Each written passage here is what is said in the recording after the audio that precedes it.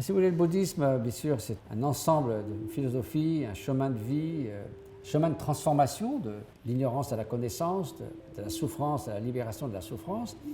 Mais en quoi peut-il être utile à tous? C'est que parmi les fondements même du bouddhisme est d'une part celui de l'interdépendance, c'est-à-dire que nous ne sommes pas des entités autonomes, isolées, que notre bien-être, comme nos souffrances, se construisent avec et au travers des autres. Et aussi avec la biodiversité, avec les 8 millions d'espèces qui sont nos concitoyens en ce monde, et donc nous sommes tous dans le même bateau.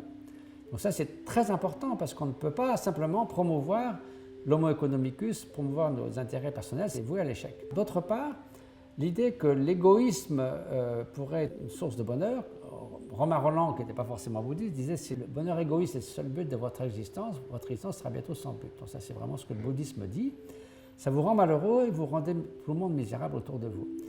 Et le bouddhisme aussi met au cœur de son chemin l'altruisme, la considération d'autrui. Et je suis convaincu que c'est une notion qui bien sûr appartient à tout le monde, qui est le concept qui permet de relever les défis du XXIe siècle.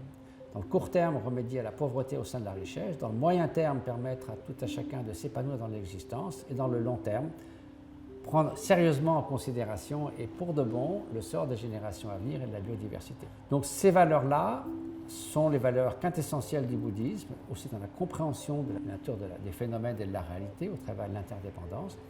Et je pense qu'ils sont absolument pertinents pour notre monde moderne.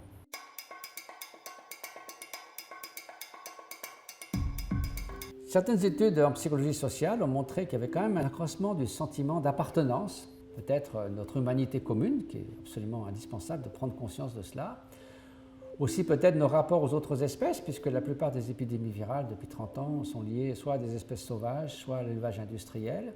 L'idée qu'il faut quand même voir au long terme et l'idée qu'il faut précisément se préoccuper du sort d'autrui et qu'on n'y arrivera pas tout seul. Donc cette idée encore de bienveillance, de compassion, d'altruisme, de solidarité, de fraternité, de sororité, de coopération qui est notre seule planche de survie. Merci Mathieu Ricard.